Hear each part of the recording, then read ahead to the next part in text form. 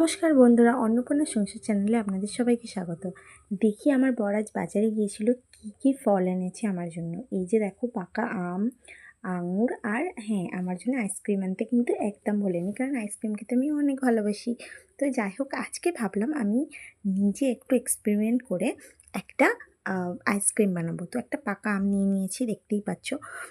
তো আমগুলো এখনও খাওয়া হয়নি, কিন্তু আমি ভাবলাম একটা প্রথমেই আইসক্রিম বানাই। তো আমগুলোকে ভালো করে চেঁচে নিয়েছিলাম।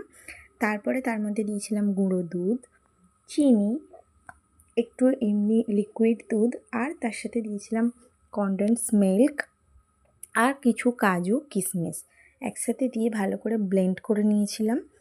আর ব্লেন্ড করার পরে ওটাকে ফ্রিজে আবার সেট করতে দিয়েছিলাম। আর দেখো, টেক্সচারটা ভীষণ স্মুথ হয়েছিল, খুব সুন্দর হয়েছিল।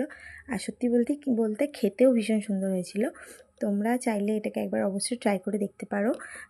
চলো, আজকের মতো এটুকুই। টাটা।